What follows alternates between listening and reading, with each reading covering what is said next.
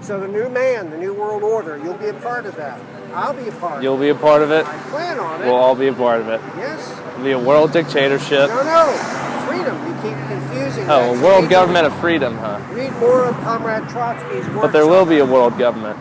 Well, it won't be world government. It will be world socialism. Governments will fade away because governments are structures created to try to reconcile contradictions within the society. When those contradictions, in other words, class society is abolished, people will create because of their needs, and they won't need laws. They won't need kind of punitive measures, jails, prisons. Right. If there are a few recalcitrants... There will be no prisons. No, not in the generally accepted sense. If people violate the standards of socialist... Let's walk across the... Socialist principles, they'll be ostracized, and they'll be... re-educated by the community. If they re-educated by... Yeah, if they kill someone... Well, then that requires firmer measures. Such as? Well, they'll probably have to be confined for a while. In a prison? Well, not quite a prison, in a local community. And they would have to be watched there. In a local community? Yeah, community setting. Prisons are part of the whole culture of punitive ethos coming on, particularly with the Puritans in England. They developed in England in the 16th century. Prisons. Yeah, more or less, and in France.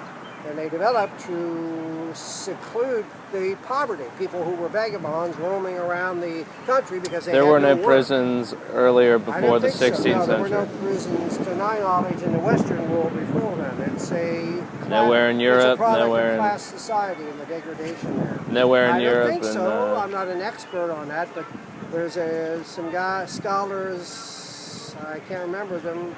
Their books are available on that, the history of crime and prisons. I think it's the 16th century English phenomenon. When vagabonds were roaming around 1547, Parliament passed, or the House of Lords, 4 laws making vagabonds criminals. Because the rich enclosed the land, took the land, that drove the people off. They moved around looking for work, most of them. And then the ruling class became frightened and thought there might be an insurrection, so they started developing prisons. So we won't have prisons. We'll have these quote unquote community centers. Community centers where you're restrained.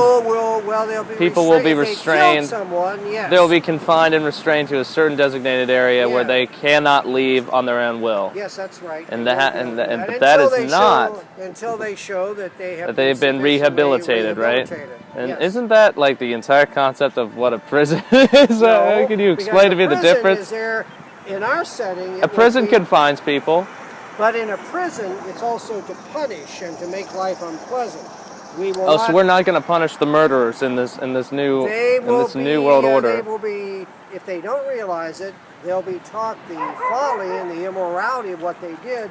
But we'll look at it in a humane perspective and try to see that. In other words, it may not be a form of mental illness, but it's extreme kind of degradation, and they will be led to realize that. And if they can't be, then we'll have to take more re-educational measures. Such as electroshock therapy. No, not electroshock. More intensive.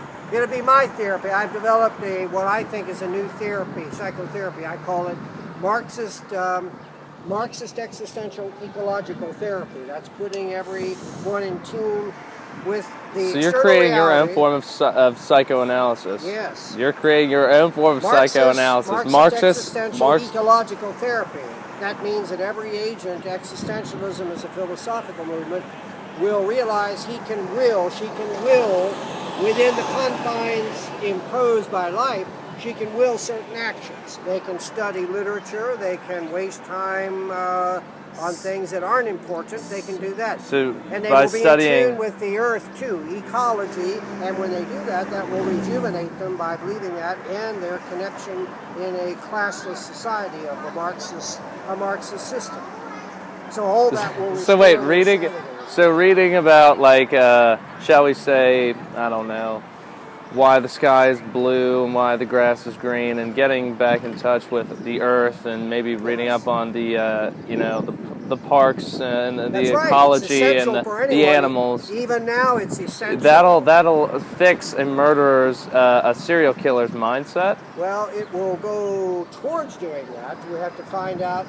You're assuming there'll be serial killers. That's not likely. Serial killers are deranged psychopaths, the product usually Exactly. of a deranged society and under our system. Right, not Under socialism, there will be no conditions which will promote that. because They'll have socialism is work. not a deranged society. No, they'll have the kind of work that they can do, whatever their talents are, as Marx said, from each according to his ability, to each according to his needs.